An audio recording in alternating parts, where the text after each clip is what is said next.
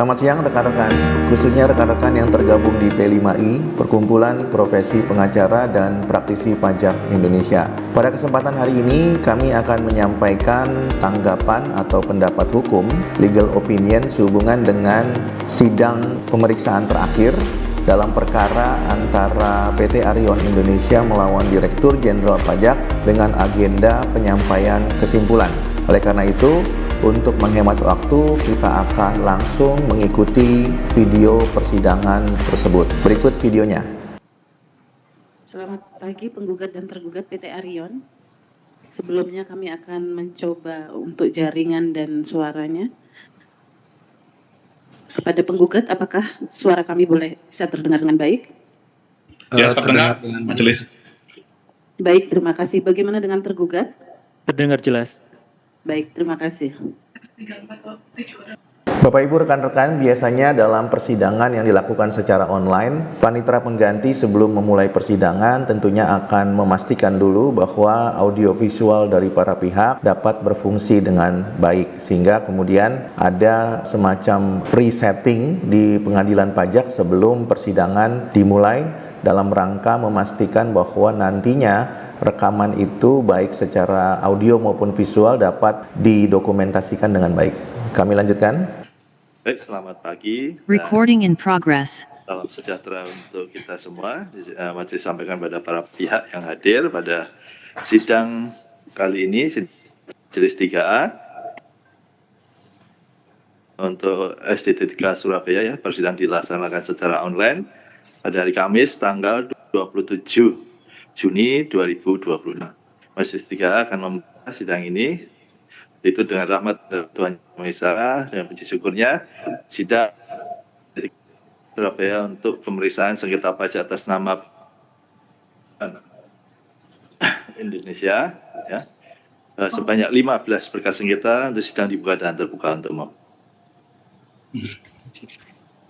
Rekan-rekan, seperti yang pernah kami sampaikan sebelumnya bahwa setiap majelis hakim ketika memulai untuk bersidang harus memenuhi ketentuan pasal 50 ayat 1 Undang-Undang Pengadilan Pajak sebagai hukum acara peradilan pajak dengan cara membuka persidangan dengan menyatakan persidangan dibuka dan terbuka untuk umum. Dan tadi kalau rekan-rekan perhatikan bahwa ketua majelis mengatakan perkara ini adalah perkara SDTK, artinya sidang di luar tempat kedudukan. Di mana tempat kedudukan? Di Jakarta. Kenapa disebut di luar tempat kedudukan? Karena memang sidang ini seharusnya dilaksanakan di Surabaya. Tapi karena para pihak memilih untuk dilakukan secara online, maka majelis hakim terlebih dahulu menyebutkan persidangan ini di luar tempat kedudukan di Jakarta, yaitu di Surabaya. Sehingga majelis hakim menyebutkan SDTK. Kami lanjutkan.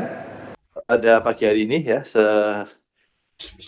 sesuai dengan surat tugas yang majelis terima dan juga di layar terlihat di sana ya dari tergugat ini yang kalau di surat tugas ya ada Pak Joko, ada Pak Ikhtiar Rahmatullah, Pak Eri Basuki, Pak Fatur Rahman, Bu Sari Triasanti, Pak Yayo, Pak Deddy Kusuma, Ibu Siti Fadilah, Pak Badrus Solihin, Bu Barkah, kemudian Pak Rahadi Ari Baskoro, Pak Tri Herianto, Pak Arindra Dastika, dan Bapak Raden Bayu Agus Prianto. Apakah semuanya hadir?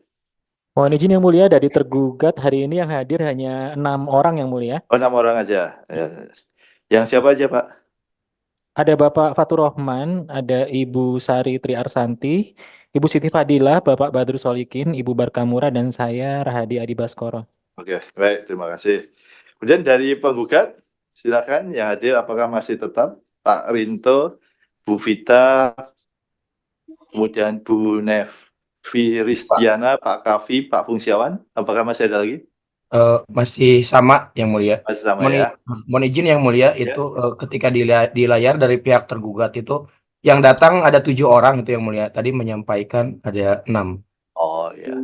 Mungkin itu satu lagi siapa, mohon untuk dijelaskan gitu yang mulia. Ya, oke, silakan tergugat. Yang satu siapa tergugat? Yang satu notulen yang mulia. Baik, rekan-rekan, perlu kami sampaikan kepada rekan-rekan bahwa baru saja kuasa hukum tergugat menyampaikan ada kehadiran satu pihak yang tidak tercantum namanya dalam surat tugas. Dan menurut kuasa hukum tergugat, yang bersangkutan itu hadir di persidangan sebagai notulen. Perlu kami sampaikan bahwa dalam persidangan tentu kita harus memahami diksi yang digunakan di persidangan atau terminologi yang digunakan di dalam persidangan, termasuk juga frase yang digunakan dalam persidangan. Ketika kuasa hukum tergugat mengatakan bahwa yang bersangkutan itu adalah notulen, menurut kami diksi yang digunakan oleh kuasa hukum tergugat itu kurang tepat. Karena kalau yang bersangkutan itu merujuk kepada orang, maka seharusnya yang bersangkutan itu disebut sebagai orang, bukan sebagai benda atau objek. Menurut Kamus Besar Bahasa Indonesia, orang yang bertugas membuat notula itu disebut sebagai notulis. Sehingga seharusnya kuasa hukum tergugat mengatakan bahwa yang namanya tidak tercatat di dalam surat tugas namun hadir di persidangan, yang mempunyai tugas untuk membuat notula disebut dengan notulis. Sehingga dengan demikian harusnya kuasa hukum tergugat menyebut yang bersangkutan orang yang hadir di persidangan namun tidak ada namanya di dalam catatan surat tugas disebut dengan notulis, bukan notulen. Kalaulah kuasa hukum tergugat ingin merujuk kepada catatan persidangan, maka sebenarnya kuasa hukum tergugat ingin merujuk kepada diksi atau frase yang disebut dengan notula. Karena diksi atau frase notulen sebenarnya tidak ada di dalam Kamus Besar Bahasa Indonesia atau KBBI. Dengan kata lain, menurut KBBI, notula adalah catatan singkat mengenai jalannya persidangan atau rapat serta hal yang dibicarakan dan diputuskan. Sehingga dengan demikian menurut kami kuasa hukum tergugat sedang merujuk kepada notula, bukan notulen. Kalaulah kemudian kuasa hukum tergugat itu menganggap notulen itu sama dengan notula meskipun tidak diatur di dalam KBBI seperti yang tergugat paksakan, maka sebenarnya kuasa hukum tergugat juga keliru. Karena notulen tanda petik maupun notula itu tidak merujuk kepada orang tapi merujuk kepada catatan. Sehingga kalau tergugat ingin mengatakan yang hadir itu adalah orang yang bertugas membuat catatan, seharusnya kuasa hukum tergugat tetap mengatakan bahwa yang hadir tersebut adalah notulis, bukan notulen. Dengan demikian, maka menurut KBBI jawaban daripada kuasa hukum tergugat itu adalah jawaban yang tidak ilmiah ya, apalagi kemudian jawaban yang sering digunakan di dalam persidangan. Dan ini tentu merefleksikan bahwa Dirjen Pajak mengirimkan tim kuasa hukum yang kurang mumpuni ya, bukan hanya kurang mumpuni dalam bidang ilmu hukum tapi juga kurang mumpuni dalam beracara di pengadilan, terutama tidak mumpuni dalam menggunakan diksi atau frase yang lazim dan sering digunakan di persidangan, tentu juga yang sesuai dengan kaidah-kaidah yang diatur dalam Kamus Besar Bahasa Indonesia.